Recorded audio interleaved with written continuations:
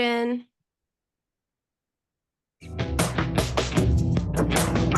Welcome to The Binge Cure with Dr. Nina. Today, you are going to learn how to outsmart emotional eating and live a life of happiness and joy without giving up the foods you love. Now, here is Dr. Nina. Hi, welcome to The Binge Cure with Dr. Nina. I'm your host, Dr. Nina Savell-Rocklin. I am a psychoanalyst, and I am here to help you liberate yourself from emotional eating, take control of your life, and feel good in your body, all without spending a single minute in the gym or counting macros or calories or dieting. So I have a lot to say today, so I'm just going to dive right in. Today, we're going to talk about 10 ways to feel significantly better about your body.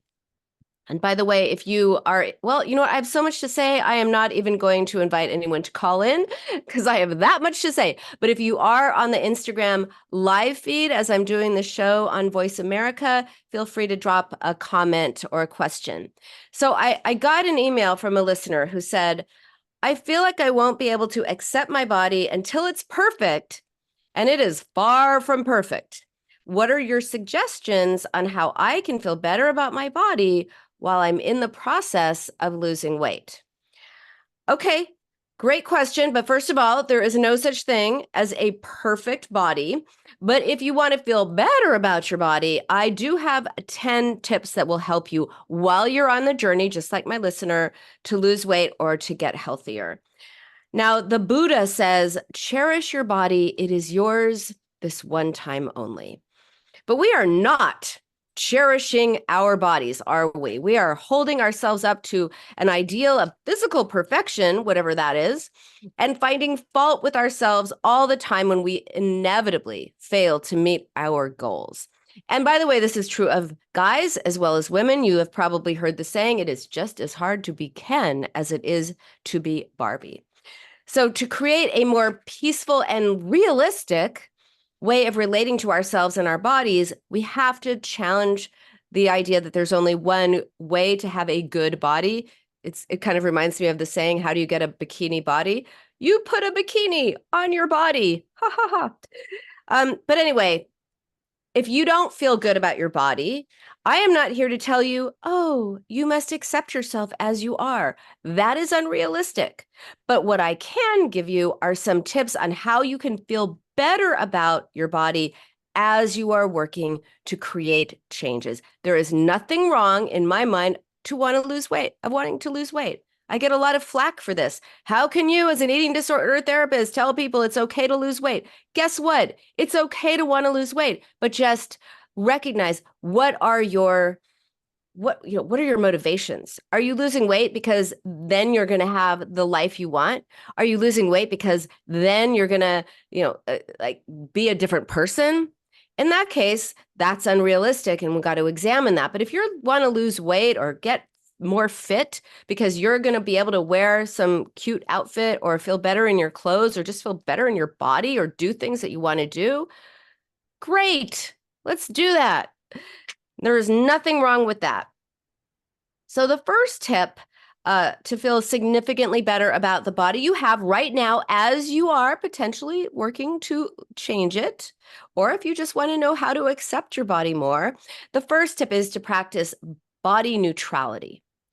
So instead of forcing yourself to love every part of your body, which is what some people feel body positivity is, aim for just a more neutral perspective where your body's appearance is not the focus of your self-worth.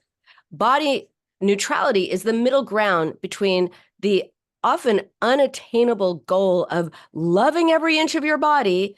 I don't know anybody who loves every inch of their body. I don't think that's realistic, and you don't have to love every inch of your body to accept your body.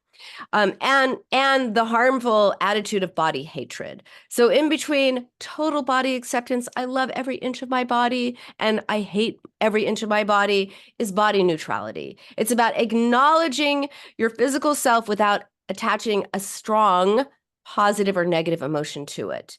And when I work with people who struggle with body image, I find that this is a really good place to start because a lot of people find the idea of body positivity overwhelming or just inauthentic or impossible. And then they feel bad twice. They feel bad about their bodies, and then they feel bad because they cannot accept their bodies. So now you feel doubly bad.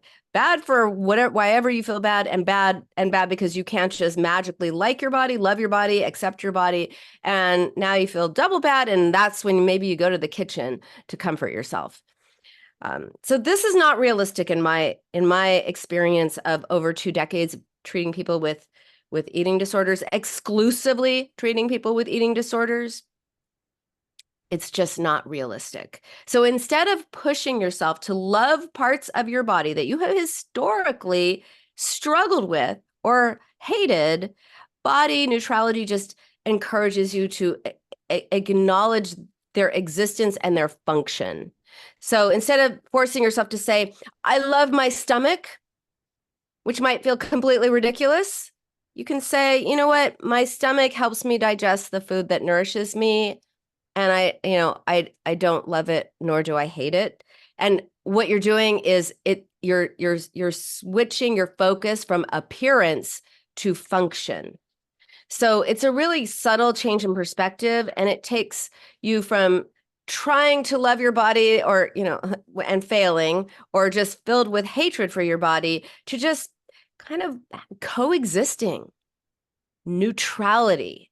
Because if you're neutral, you're not actively hating yourself, which makes you feel bad, which makes you maybe turn to food for that's emotional eating. Thoughts lead to feelings, lead to behavior. So if you think I hate my body, I hate myself, I'm never going to be good enough until I lose X weight, then you're going to feel terrible. You can't make yourself feel bad and feel good at the same time. So I hate my body, I feel terrible, I'm going to go eat. Instead of that, it's, I feel neutral towards my body. Then you feel neutral. And by the way, imagine you're taking a bath or a shower and you hate being naked because it puts you in touch with your body. Instead of that, how about you just notice the sensation of the water on your skin, or the smell of the soap, or whatever you're using. Just stay in the present moment, connect with your body's sensations rather than appearance. The goal is not to never have a negative thought about your body. That is unrealistic. It's about minimizing those negative thoughts and creating space for just neutrality. So it's a way of relating to your body that doesn't involve size, shape, or weight, which can be freeing. At first, it feels stupid. I'll just tell you that. It's like, oh, eye roll. Okay, sure, Dr. Nina. I'm just going to be able, my stomach is what digests my food. But you know what? The more you do it, the less you're hating your stomach and more just like, how does my stomach feel?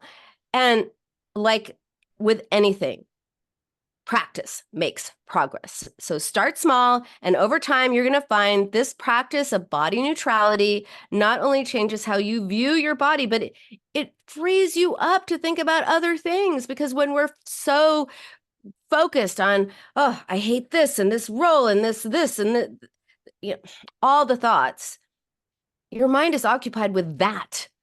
And you have other things to think about, right? Sure you do. So remember, your body is where you live. It's how you experience the world. So treat it with neutrality and with respect. And that is an act of self-care.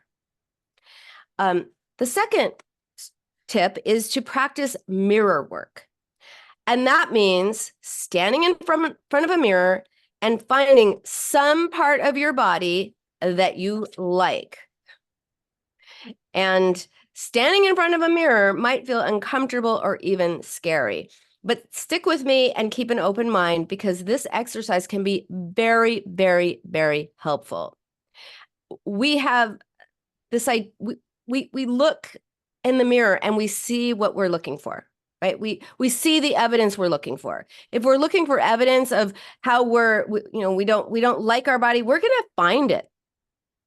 But if we look for evidence of how we like our bodies and what we like about our physicality, we will find that. And the more you find that, the less you see, literally and figuratively, what you don't like. So stand in front of a mirror, take a deep breath, and really look at yourself. I am not asking you again to suddenly love everything you see. That is not realistic. Instead, I want you to find just one part of your body, just one that you appreciate or like, maybe even love if we're going out on a limb. Maybe it's your eyes. Maybe it's your smile. Maybe it's your strong legs. Maybe it's your skin. Maybe it's the color of your hair or the color of your eyes, the shape of your ears. I don't know, whatever it is. Find something about the you in the mirror that you like. The key is to focus on what you appreciate rather than on criticizing yourself. And it is about recognizing the unique aspects of you, your body, because your body is you. We often act as if there's me and my body, and it's me against my body, and you're constantly trying to whip it into shape or deny it its needs or whatever it is. But your body is you. It's a part of you. So look at parts of you, your body that you like, and pay attention to how you feel when you do this. And you might notice you get a little softer in terms of your self-talk, your negative self-talk. And that is the power of redirecting your focus from criticism, self-criticism, body criticism to appreciation. And I know, again, just as with body neutrality, mirror work can feel challenging. You can feel kind of silly. That's okay. If you are used to focusing on your perceived flaws or on your flaws, however you want to look at it, it's really hard to switch perspectives. It is. It's very hard. I don't want you to think suddenly you should just go like, aha, I'm seeing things I like. So, now I'll feel better about myself. It doesn't work that quickly. But with practice, you can train your mind to notice and appreciate the positive aspects of your body. So for those of you who are on Instagram with me right now, I challenge you. What is one thing that you like about your appearance? Drop it in the comment. No one will see this. I don't keep these. No one will see what it is, but just think about it. Look in a mirror or look at a photo. Find something you like about you and let us know. Now, this isn't about forcing positivity or pretending, again, that you love every inch of yourself. It's about cultivating a more balanced and compassionate view of your physicality. And over time, the more you practice this, you find that your overall body image starts to improve. Alexia likes her eyes. Great. So, Alexia, I want you to, when you look in the mirror, every time you look in the mirror, I want you to think, nice eyes. Look at those eyes and with appreciation. Don't look through your eyes and find negativity. Look in the mirror and say, hey, I love my eyes. I have such beautiful eyes, right? And the more you do that, the more you'll see that when you look in the mirror. And the less you'll see the things you don't like. Make sense? Can you do it? Are you willing to do it? Would you do it for a week? I challenge you, do it for a week and let me know how it goes. And then you can add things, but I don't want to get ahead of myself. No. The more you practice appreciating your body, the better you feel, the easier it becomes to develop a self-nourishing and nurturing approach. Because when you are not at war with your body, you are likely to make other choices that support your well-being. Because you're not hating on yourself. You like yourself more. All right. Then the next tip is to engage in intuitive movement. Now, you may have heard, oh, thank you, Alexia. I'm so glad you're here. You with the beautiful eyes. Okay. Now, you guys, you probably heard of intuitive eating, but have you heard of intuitive movement? When you think of exercise, do you imagine spending hours at the gym and thinking about what people are thinking about you as you're at the gym? Instead, intuitive movement is moving your body in ways that feel good and natural to you without focusing on calorie burning or body shaping. It's about your experience. So intuitive movement is a really powerful way to just reconnect with your body and find joy in physical activity without that baggage of diet culture, which is like whips you into shape. How about just enjoy the feeling of movement? Because then you're more likely to do it. I used to have a show on LA Talk Radio, and I there was a guy who used to call all the time, and he'd say, "Oh, I keep telling myself I need to get out and walk, and I can't get myself out of the house. What's wrong with me? I can't get out of the house and walk the 3 miles or 1 mile, or I think it was like 1 mile that he was supposed to do, according to his doctor." And his name was Nick. I said, "Nick, do you like walking?" He's like, "I hate walking." I said, "Well, why are you trying to do something you hate? Don't don't try to walk when you hate walking." He's like, "Yeah, it's so boring." So we talked about, he said, "But my doctor says I have to do it." So we talked about, okay, would you like walking better if you're listening to music, if you're listening to a podcast, if you're listening to a book? He's like, "Yeah, I would." But he's like, "You know what I really like? I like playing tennis." I'm like, "Okay, go play tennis." Right? Find something that you like. And then he called me and said, "I've been playing tennis every week. I love it. Doctor's happy, I'm happy." The point is, don't think of it as exercise. Think of it as movement, doing something you like. When kids are out running around, they're not going like, "Oh, we're exercising. Yay for us." Kids are like, "We're playing. We're playing. We're having fun." So, how about remember that? Be playful, have fun, or just do something that feels right for your body. And consider your relationship with exercise. Many people have used exercise as a punishment for eating or as a way to earn certain foods. As in, "Oh my God, I ate the cake. I have to go to the gym. I have to like burn off all those calories," right? Punishment. Or, "I'm going to go to a party later and I really want to have dessert. So I'm going to go to the gym so I can, make sure that I can have it." As opposed to, uh, um, I'm just going to go move. I'm going to go move my body. You don't need to burn off calories or earn them for the future.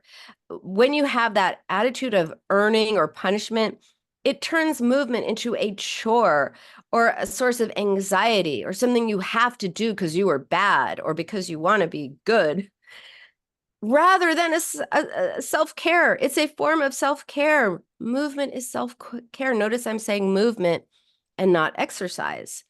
So intuitive movement flips the script of you have to do it, slave driving yourself.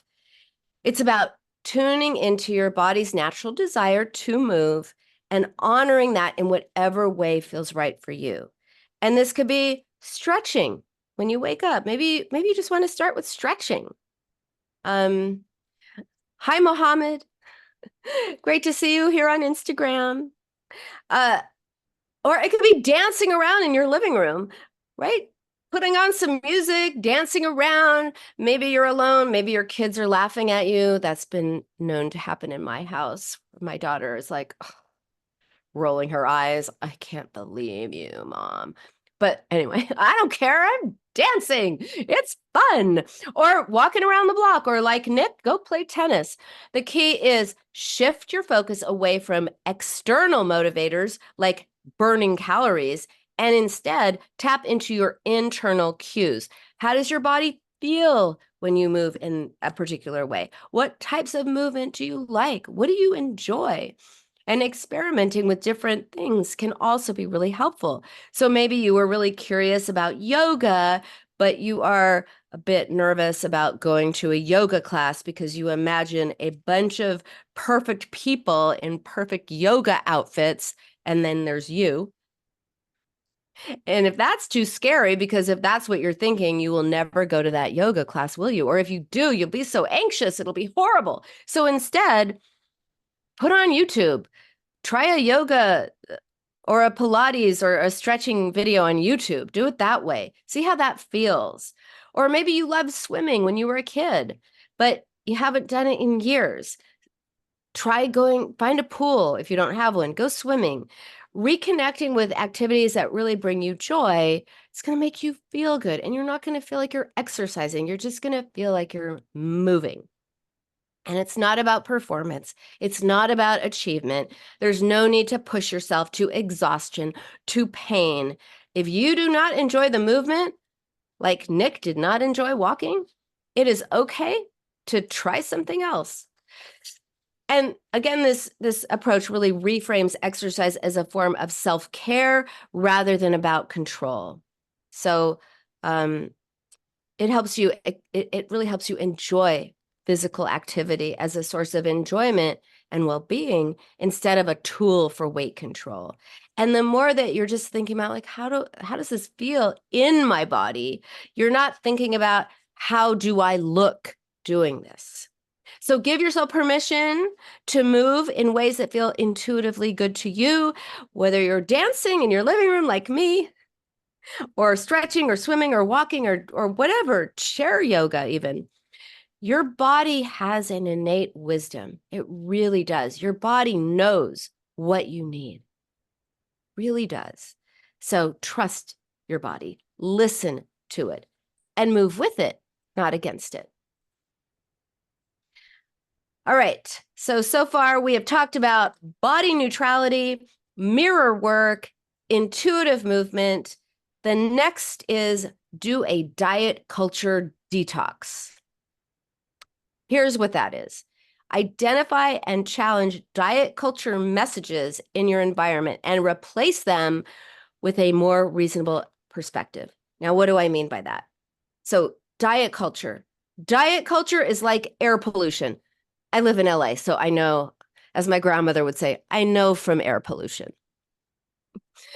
It is everywhere. It's sometimes invisible, sometimes visible, and we breathe it in without realizing it. It's in the magazines or the ads on TikTok promising flat abs in 5 days, or conversations about being good with food. Like, I was so good, I had a salad for lunch. Or, oh, so bad, oh my God, I ate pasta. Don't you have other things to think about and to talk about? I think you do. And it is also in the subtle ways we praise people for losing weight or looking fit. Oh my God, she had a baby 3 months ago and she's already lost it. She looks amazing. Like, that's all diet culture. And doing a diet culture detox means becoming aware of how pervasive these messages are and how damaging they are, and actively challenging them. So it's about developing an eye for diet culture and questioning the assumptions that you have internalized because it's been around you your whole life about food and your body. And so start by noticing diet culture in your daily life. So maybe one of your coworkers is talking about their new cleanse, or someone on social media is promoting some miracle weight loss tea. Have you all seen those? Oh, no, the best one, or maybe the worst one is like the earring. I wore this earring and I lost 50 pounds just by wearing an earring. My God. And once you start looking and you start looking with a critical eye, don't be critical to yourself. Be critical to diet culture. Once you start looking with a critical eye about how much diet culture is showing up in your life, you will be amazed at how pervasive it is. So first notice it, and then challenge those messages. Ask yourself, is this based on scientific fact, or is it a diet culture myth? Who profits? Oh, this one. Who profits from me believing this? Who profits? The diet industry. The $60 billion diet industry is profiting by you thinking that you need to lose weight. You are not good the way you are. You must have some ideal physical appearance that you need to go on a diet to achieve. The diet culture does not want you to succeed at dieting. It's like the car industry does not want to build a car that will last forever because then they would sell very few cars. The technology probably exists for cars that will last forever, 30 years, 50 years. I mean, cars have lasted 50 years, 100 years. You can see cars from the 1906 at the car museum, at Peterson Car Museum in LA. It's amazing. But I digress. Okay. So just like the auto industry would never build a car that can last forever because then they would not sell as many cars, the diet industry does not want you to succeed at dieting because they can't then sell you more diet stuff, more diet books, more diet foods, more diet this or that. So the diet industry is not your friend. And also ask yourself, how does this message, this diet culture message, how does it make me feel about myself? How does it make you feel about yourself? For example, if you see a headline about foods you should never eat, the 5 foods you should never eat, challenge that because all foods can fit into a healthy lifestyle. There are no good foods, there are no bad foods. They're just food. That's food neutrality. Some are healthier, some are less healthy. But practice food neutrality too, because otherwise it's, I ate a good food. Now I feel really good about myself. Guess what? You have other things to feel good about yourself other than the fact that you ate spinach or kale. Just asking. Am I the only person who thinks kale is gross? I hear how healthy it is, but I think kale is gross. Who's with me? Hey, if you're on Instagram and you think kale is gross, let me know. I don't think I'm alone. Anyway, or oh my God, I ate chips, so now I was bad. Now I feel bad about myself. Now your self-esteem in the moment is compromised because of something you ate. Okay, Elle also thinks that kale is gross, right? The kale, whoever is doing marketing for kale, I mean, amazing, because we're all being told that we have to eat it. And I'm sorry, yuck. All right. So, I have about a minute until our break. So right now, I want you to focus on recognizing, think about it during the break, recognizing what are the messages that you have believed. And when we come back, we're going to talk about how you replace them. 30 seconds.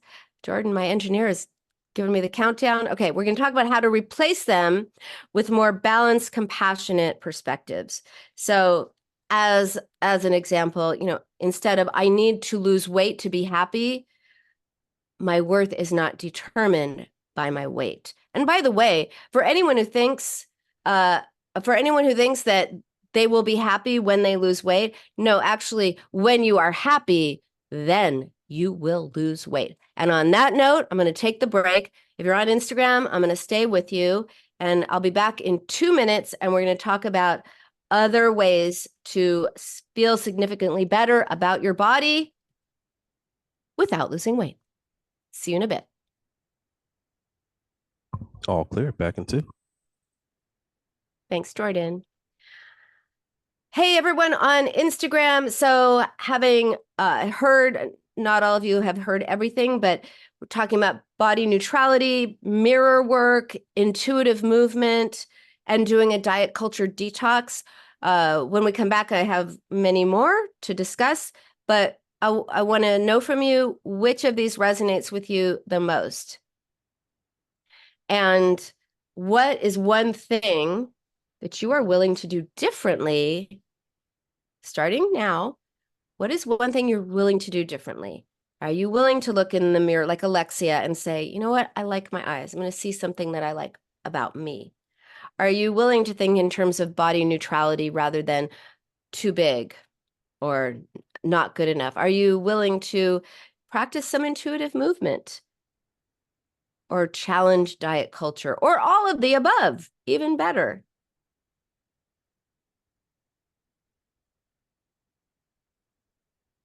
Don't be shy. Are you here? Am I speaking to air?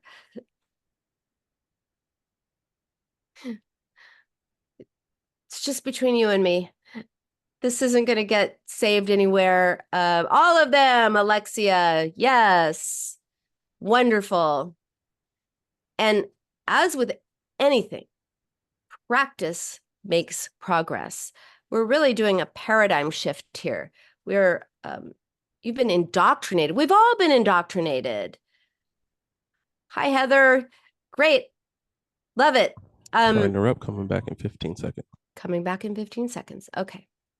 We've all been indoctrinated with diet culture, and we really have to challenge it and not eat kale. Kale is gross.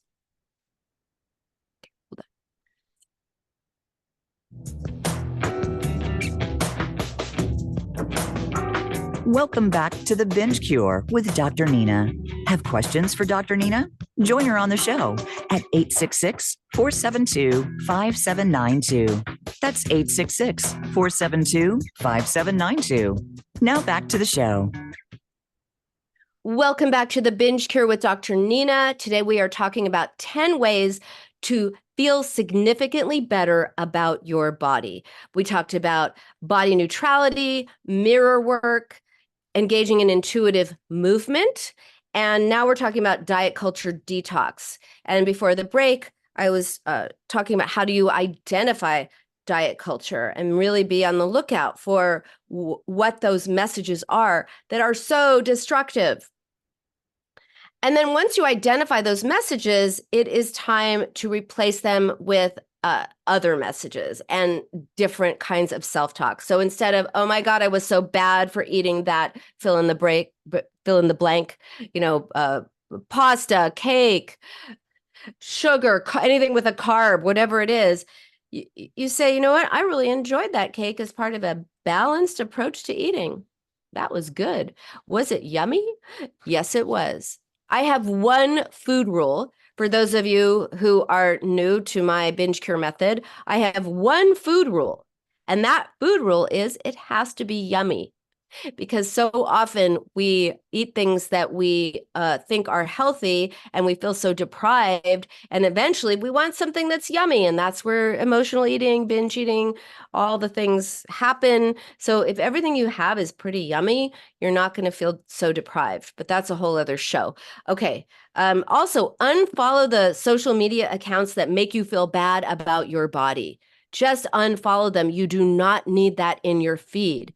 Replace diet books with books about intuitive eating or body acceptance or the binge cure with Dr. Nina.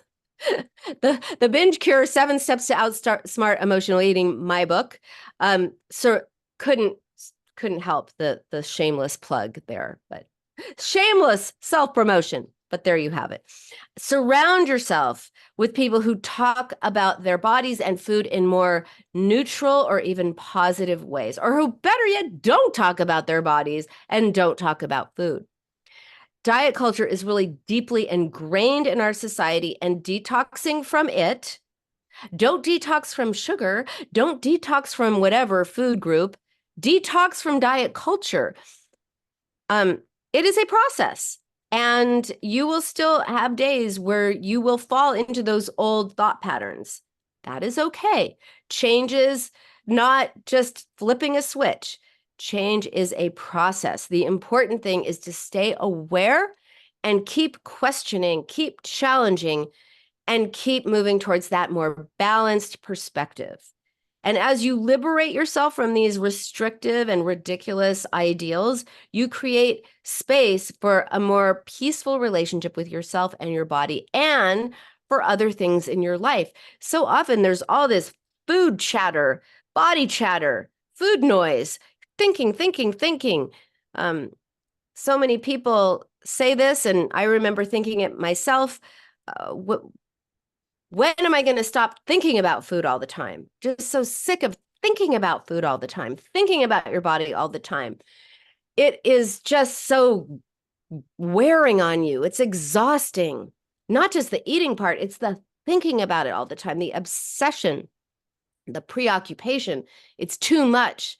And when you change your attitude, you stop thinking about it all the time and you can start thinking about other things like what's fun? What do you like doing? What are you going to do? What are you going to do? You're going to think about your day, not your diet. Oh, Heather, I'm glad you like my top. Okay, my daughter is horrified by the fact that I got this top on Temu. I'm sorry. I know I'm going to get a lot of mail about how I should not be buying clothes on Temu. That has been, by the way, I believe that is not true. My 16-year-old daughter is horrified that I buy clothes on Temu, but I'm wearing a super cute top that I got on Temu. I'm just sharing it for y'all. I think it was like $12. I'm so proud of my $12 top. It's so cute. All right. If you're listening on to this on Voice America, you cannot see my super cute top, but I assure you, it's cute. Heather agrees. All right. So, you will have mental energy for other things that are on your mind. So think about what that would be. If you're not thinking about food or weight or what other people are thinking or what you should eat or what you shouldn't eat or what you ate or what you will eat, what's on your mind? What are you going to think about? A vacation? Something that you want? Something that maybe scares you that you need to deal with? I don't know. Something will be on your mind. If you want to share here. This is a great place to share and connect with yourself and other people who are getting it. All right. So the next thing after you do that diet culture detox, create I'm going to say a body positive or no, a positive attitude, social media feed. And by that, I don't mean body positivity. As I said before, when I was talking about body neutrality, body positivity is pretty much impossible. And I don't know anyone personally who's been able to say, actually, I love my body and all my curves. Nobody, I don't know anyone who's been able to do it. In 23 years of treating people, counting the time that I was a trainee, I think that counts. I've never met anyone who has been able to say, I love my body. Nobody. It's very hard to do. So if you can't do it, don't feel bad about yourself. That is, dare I say, normal, not a word that I like to use, but there it is. So, but I mean just a more positive, encouraging, enriching kind of social media feed. So fill your feed with positivity. I mean, the attitude, not body positivity, but the attitude. Look for people that showcase various body types, ages, skin colors. Look for diversity. Look for content that celebrates all kinds of bodies as they are, not as they should be. Not the people who are going to tell you how you're going to get shredded and all the words, I don't even know what they are. Cut, whatever it is. No, those don't make you feel good. If you are looking at an account and it does not make you feel good, do not follow that account. Unfollow now. So follow accounts that post about acceptance, mental health, intuitive eating, the things that I've talked about, or better yet, follow accounts that talk about things you like to do. If you're into yoga, follow a yoga person. Whether it's activists or therapists or just everyday people sharing their journeys in an accepting, positive way.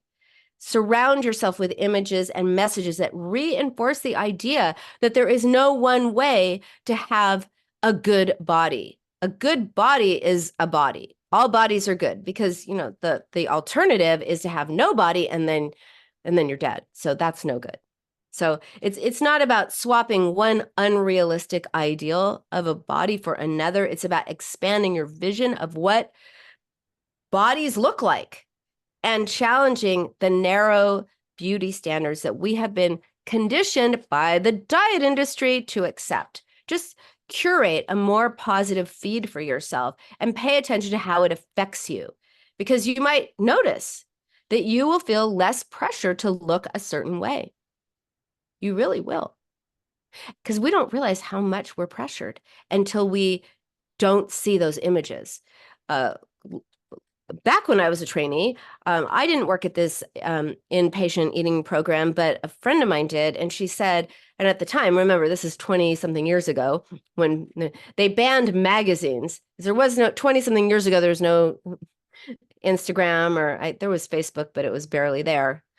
So they would ban magazines. They would ban magazines from this inpatient program because they said, when you look at those magazines, you get this really distorted view of what you're supposed to look like. And when people would get out of the program after 30 days, 60 days, even 90 days, they went to the store and they're at the checkout, they would notice how much those images were affecting them. You don't notice it when you're just in it. You notice it when you take yourself away from it. So seeing a variety of bodies in a positive way can help you challenge internalized fat phobia and broaden your understanding of what health and beauty can look like. All right. The next one, going to change things up a little bit. The next tip is to give yourself a hug. Do it. Do it with me. If you have your hands free, give yourself a hug. Did you know that hugging yourself can be a tool for healing? It really can. People struggling with negative body image or binge eating, and usually those go together, often feel very disconnected or at war with their bodies. And the idea of hugging is that you're touching your body. It sends a message to your mind of, hey, you know what? I'm here for you. We are one. I care about you. Just something about physical touch can be extremely healing, and it can be like a somatic, meaning body, form of, again, it may sound super goofy, but give yourself a hug or place your hand on your heart, right? Place your hand on your heart and just notice the warmth of your hand over your heart. Notice the rise and fall of your breath.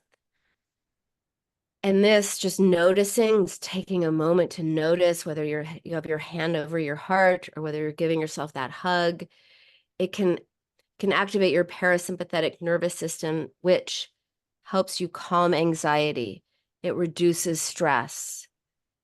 And stress and anxiety are common triggers for binge eating.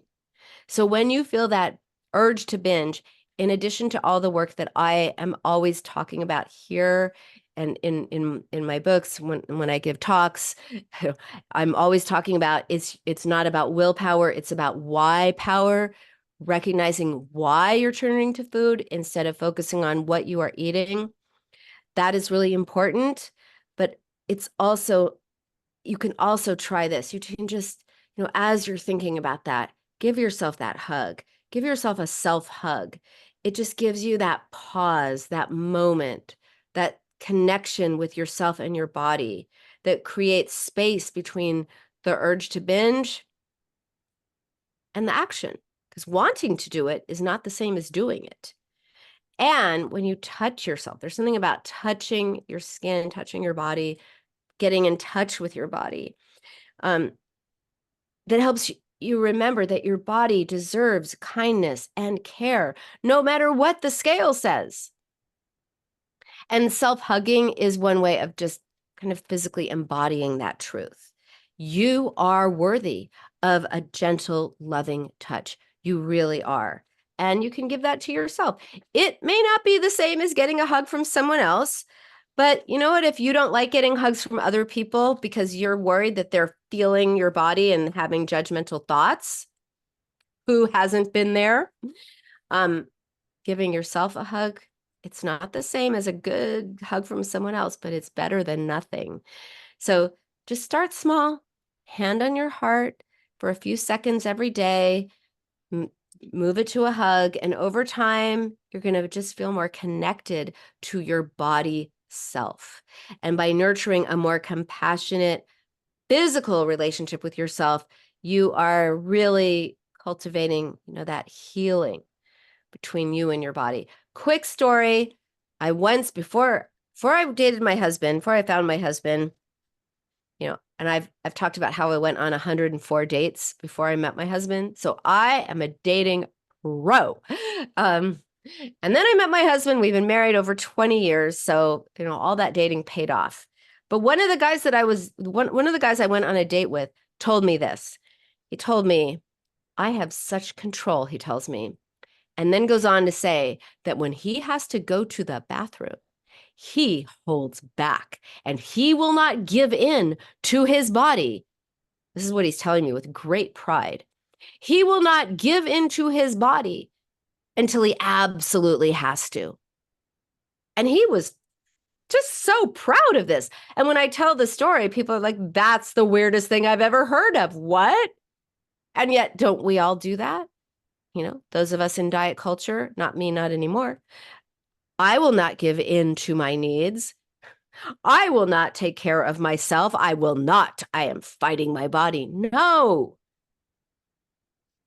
Your body is your body. You're not in a fight with it. You're there to nurture your body, to feel connected to your body, not to make it an opponent that you're at war with. So don't do the thing that guy said that he did, because that is not healthy in any way. All right.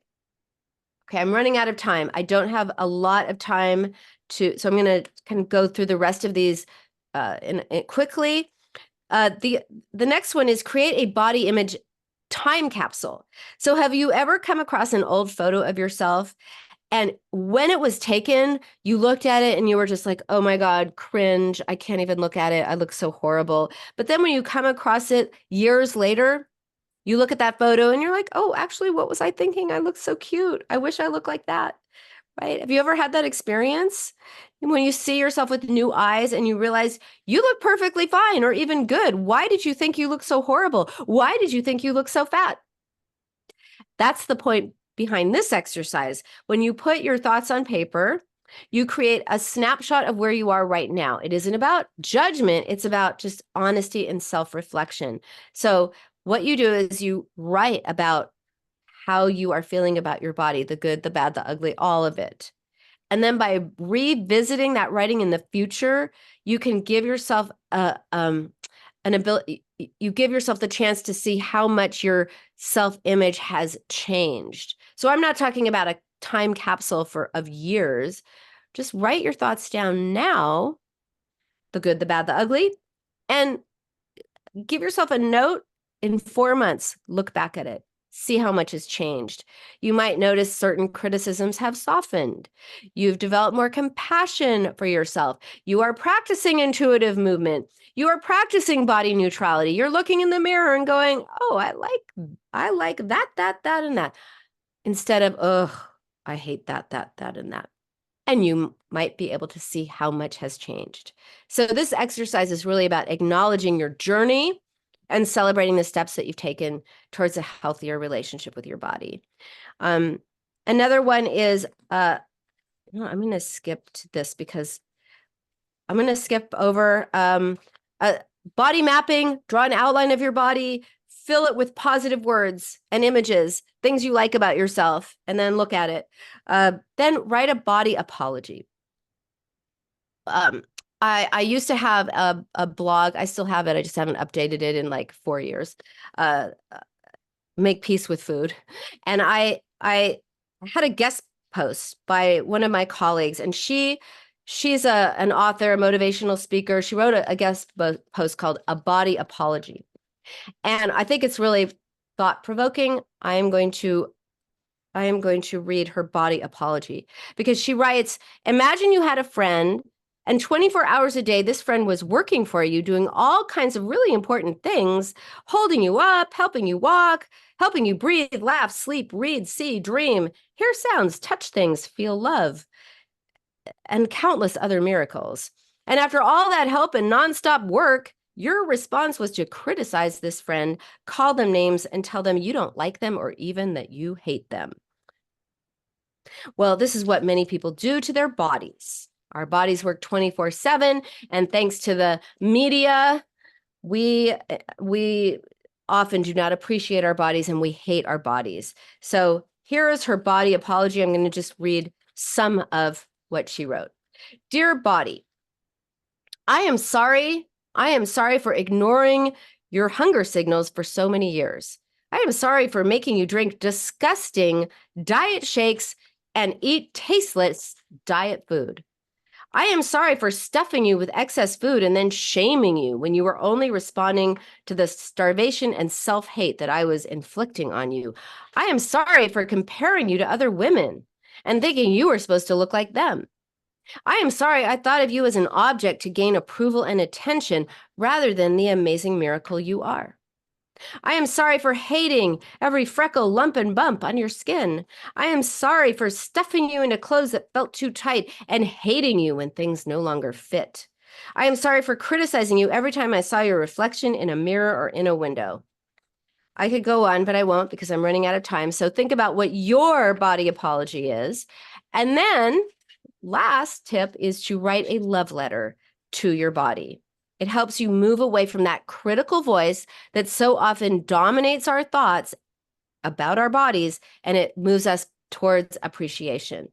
And when I suggest this exercise, most people are very resistant because they are so used to focusing on what they want to change that the idea of expressing love or acceptance of their bodies feels foreign, and they confuse it with body positivity. So just start addressing your body as you would a friend. Dear body. And then you might consider all the ways that your body supports you, the basics, how you can breathe without thinking about it, skin that protects you from the outside world, the experiences your body has allowed you to have. Maybe your legs have carried you through beautiful hikes, or your arms have allowed you to hug people, or maybe you've seen beautiful sunsets. You get the idea. And instead of that, of hating yourself, try focusing on what your body has done for you. Instead of a general, like, thank you for letting me see the world, say, thank you for letting me see that beautiful sunset that I saw in Malibu that one time. Thank you, hands, for allowing me to create art or touch my loved ones. Thank you, voice, for helping me express my feelings. This isn't about pretending that everything's perfect and you love everything about you. It's about acknowledging challenges and reality. Dear knee, we've had our struggles with pain, but I appreciate how hard you work to keep me mobile. But boy, I wish you didn't hurt me so often. Whatever it is, the process of this is to get in touch with appreciation for your body, for what it does for you, for what it's allowed you to do and see as you move through this world. And remember, your mind hears everything that you say to your body. So be nice. And that is our show for today. Those are 10 ways to feel significantly better about your body. If you want a deeper dive into this topic and well beyond, please check out my book, The Binge Cure, 7 Steps to Outsmart Emotional Eating, available on Amazon, or for a limited time, you can get it on my website, Dr. Nina Inc., for a 10% discount. And of course, there's also the Binge Cure Journal, which is the accompanying workbook that goes along with the book to help you implement the strategies that I talk about. Thank you so much, everybody. I will see you in 2 weeks because next week is 4th of July. Stay curious, not critical. Bye for now.